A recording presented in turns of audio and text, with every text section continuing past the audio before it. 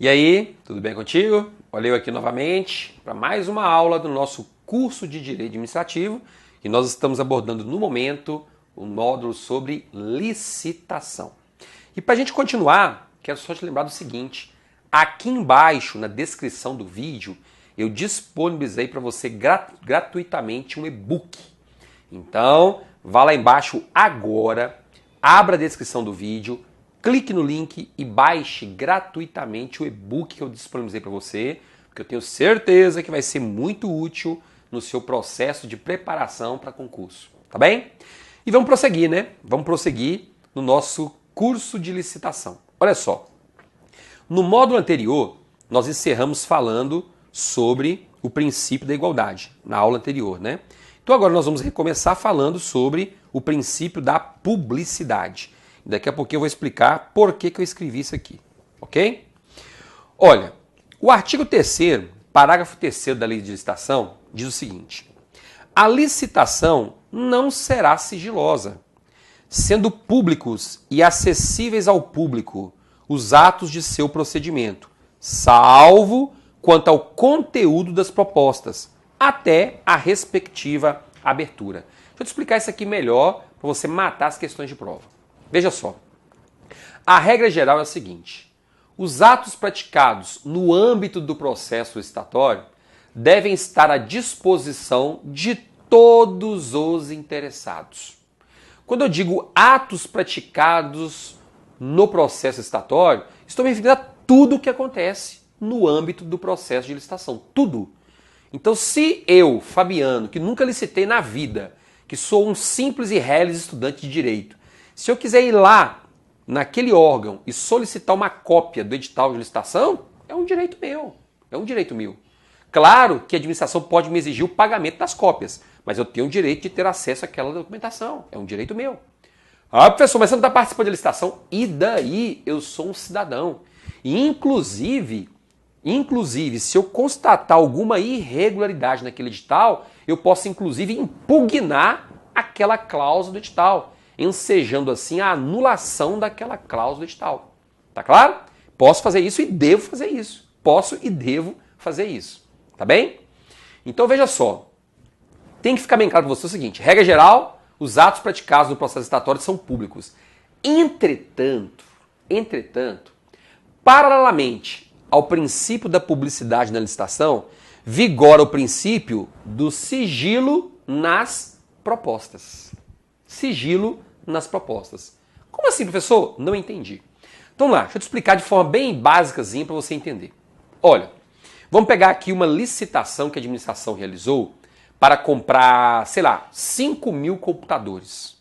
O valor da licitação era de aproximadamente 5 milhões de reais, um exemplo, tá? E aí a administração resolveu adotar a modalidade concorrência. Na modalidade concorrência, basicamente falando, a empresa interessada vai apresentar 2 envelopes lá na comissão de licitação. 2 envelopes. Um envelope de habilitação, que é o envelope contendo a documentação da empresa, documentação dos sócios, da pessoa jurídica, CNPJ, contrato social, estatuto, blá blá blá blá. Aquela questão burocrática. Então, um envelope com a documentação da empresa e do sócio. E um outro envelope com a proposta, ou seja, por quanto a empresa vai vender esses computadores para a administração. Quando essa proposta aqui chega nas mãos da comissão de licitação, ela vai direto para o cofre. Ela só pode ser aberta juntamente com as demais propostas no dia que foi previamente estabelecido no edital. Antes disso, em hipótese alguma. Sabe por quê? Porque eu sou membro da comissão de licitação. Aí chegaram 6 envelopes com propostas. Se eu abrir aqui e já tiver acesso àquelas propostas, vamos supor que ainda nem venceu o prazo para entregar a proposta. Eu ligo para um amigo meu que trabalha nessa área, né, nesse mercado. Rapaz, as propostas aqui estão muito altas. Mande uma proposta X que vai vencer facinho a licitação. Não quer dizer que eu vou fazer isso, né? Mas, para evitar qualquer problema, a lei já deixa bem claro. Quem abriu o envelope com a proposta antes da data previamente estabelecida está cometendo crime. Crime tipificado no artigo 94 da Lei de Licitações. Olha aí, ó. Devassar o sigilo da proposta apresentada em procedimento licitatório ou proporcionar a um terceiro o ensejo de devassá-lo, de violar o sigilo. Pena, detenção de 2 a 3 anos e multa. Então percebe-se que a pena não é assim tão singela, não. Vamos dizer que ela é uma pena singela, né? Mas não é tão singela assim, não é tão simples assim não. Tá ok? Então muita atenção quando for responder as questões de prova, porque paralelamente ao princípio da publicidade, vigora o princípio do sigilo das propostas, que só podem ser abertas em data previamente estabelecida. Então basicamente é isso que você tem que saber sobre o princípio da publicidade. E além do princípio da publicidade, nós temos ainda previsto lá no artigo 3º o princípio da probidade administrativa. Olha, para fins de concurso público, eu penso que você agora, na lei de licitação, não precisa se preocupar com a diferença entre moralidade e probidade administrativa, tá bem? Eu só quero que você entenda aqui, para responder as questões de prova, que a lei de licitação ela faz referência de forma diferente a esses dois princípios. Então, em alguns momentos ela fala de moralidade, em outros momentos ela fala de probidade administrativa. Não é o momento de a gente tratar sobre isso, isso nós falamos lá nas aulas sobre princípios da administração pública. Então você já sabe muito bem qual é a diferença entre probidade e moralidade administrativa. Mas eu quero que você entenda o seguinte: quando alguém viola as prescrições previstas na lei de licitação, esse alguém pode estar cometendo um ato de improbidade administrativa. Então quem comete um ato de improbidade administrativa é quem viola o princípio da probidade administrativa. Então hoje no Brasil nós temos uma lei, que é a Lei 8.429/92, que diz claramente quais são as condutas que podem ensejar a prática de ato de improbidade administrativa. Essas condutas estão narradas no artigo 9º, que são as condutas que causam enriquecimento ilícito. Temos as condutas narradas no artigo 10, que são as condutas que causam prejuízo aos cofres públicos. E temos as condutas narradas no artigo 11 da Lei 8.429, que são as condutas que causam o quê? Que causam violação aos princípios da administração pública. Então aqui no âmbito da licitação, essas condutas podem caracterizar improbidade administrativa. E diga-se de passagem, é o que mais tem, né? Mas tem com borra. Tem, mas não é pouco não. Tá? Depois vamos falar sobre isso com mais calma. Então esse é o famoso princípio da probidade, que é um dos princípios também previstos na lei de licitação. Temos outro princípio muito cobrado em prova, que é o princípio da vinculação ao instrumento convocatório. Tá ok? O princípio da vinculação ao instrumento convocatório, também chamado de princípio da vinculação ao edital, está previsto expressamente no artigo 41 da Lei de Licitações, ao dispor que a administração não pode descumprir as normas e condições do edital a qual se acha estritamente vinculada. Primeira coisa que eu quero lhe dizer, apesar de estar escrito aqui a administração, esse princípio da vinculação ao instrumento convocatório também alcança os particulares. Não só a administração, mas como também os particulares. Tá ok? Vou lhe dar um exemplo. A administração publicou um edital de licitação dizendo: nós queremos comprar aparelhos de ar-condicionado.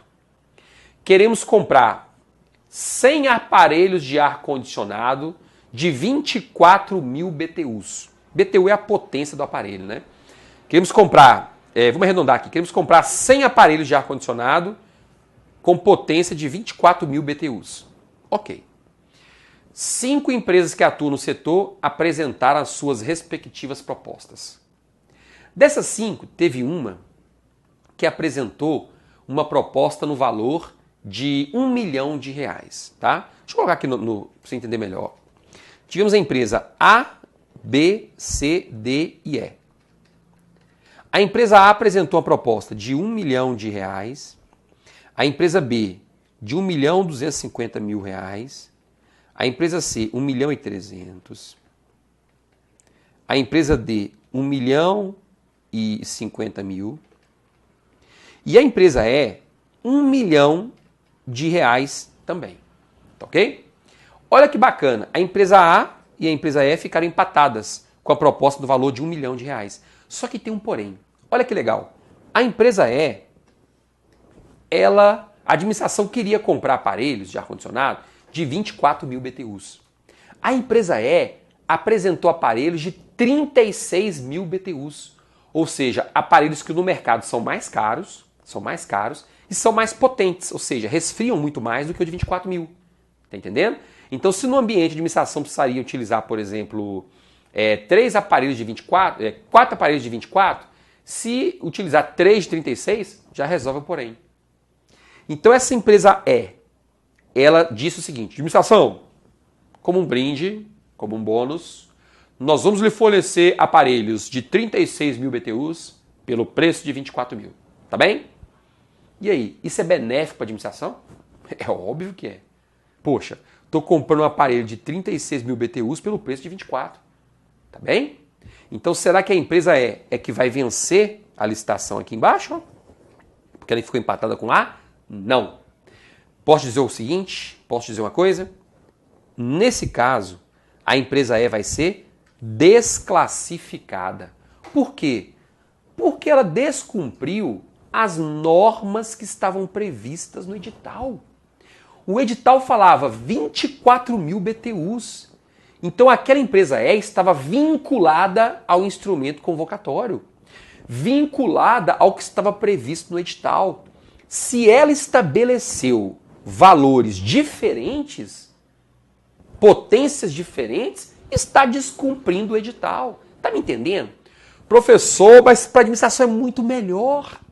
Está economizando não sei quantos mil. Não interessa. Isso está desvinculando o edital. Se nós aceitarmos essa proposta da E, como é que ficam as outras empresas que cumpriram o edital? Porque se elas soubessem disso, elas teriam feito a mesma coisa. Está entendendo?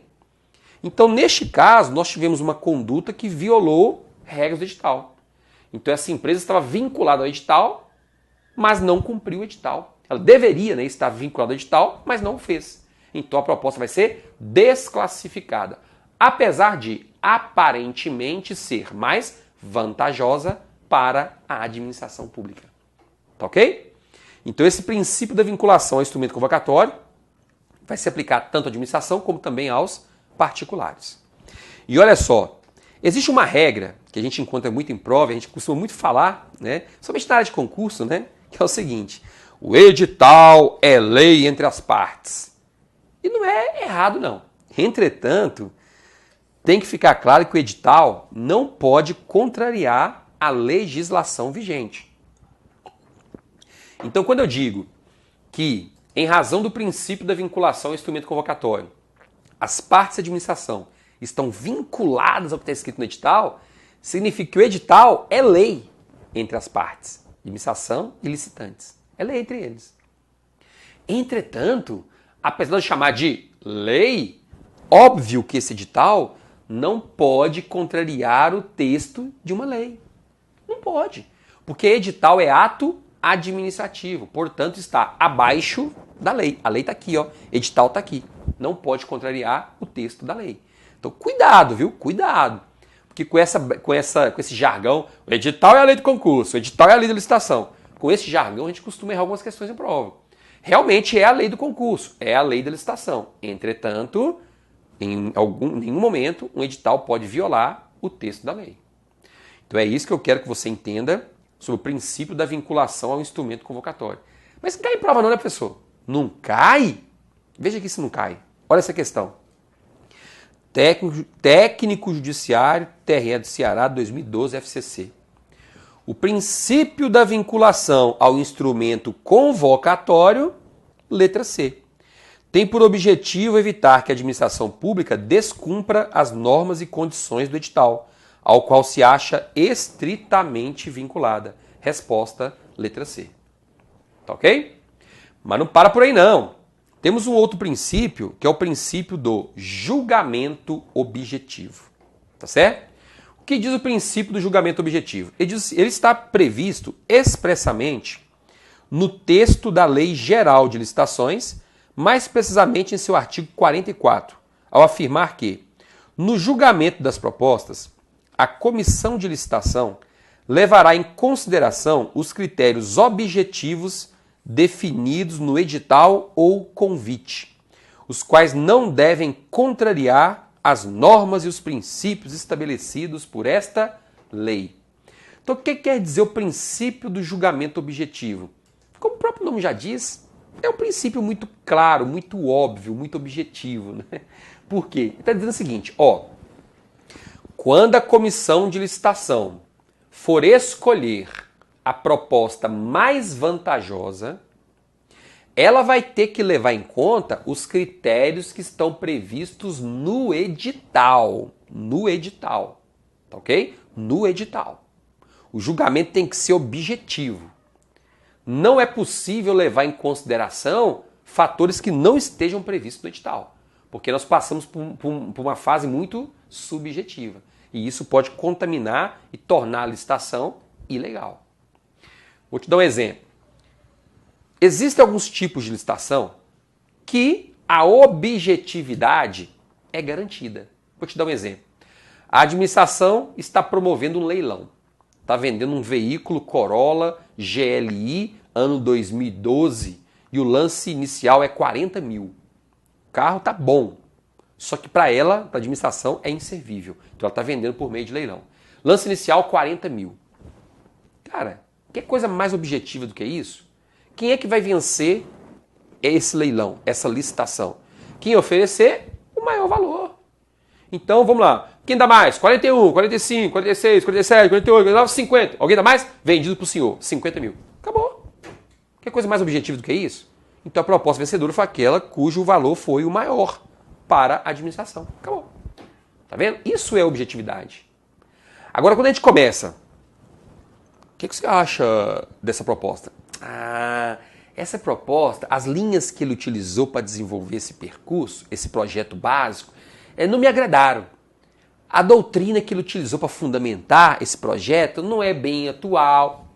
Tá vendo o que é subjetividade?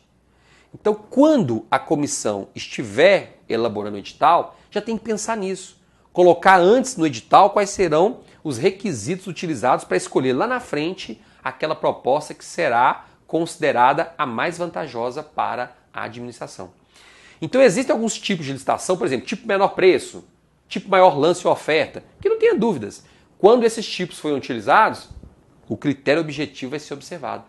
Mas vamos supor que a administração esteja promovendo uma licitação pelo tipo melhor técnica. Caramba, quando a gente fala em melhor técnica, é a subjetividade em pessoa. Mas fazer o quê? Não tem jeito.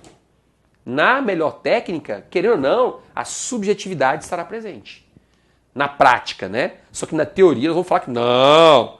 Mesmo quando o tipo de licitação for melhor técnica, os critérios têm que ser objetivos. Tem que estar previsto no edital. É o que nós vamos responder para as questões de prova. Mas na prática não é bem assim que funciona. Porque é muito subjetivo. Tá bem? Ô professor, por falar nisso, o que é esse negócio de tipo de licitação? Tem como você me explicar? Tem. Porém, só vou explicar na nossa próxima aula. Pode ser? E aí, gostou do vídeo? Compartilhe o vídeo com seus amigos nas redes sociais. Dê o seu joinha agora. E se você não se inscreveu ainda, inscreva-se no nosso canal. Porque é isso que vai me motivar a continuar postando cada vez mais vídeos e me aprofundando cada vez mais com você no estudo de direito administrativo. Ok? Um abraço, nos vemos em breve. Até mais.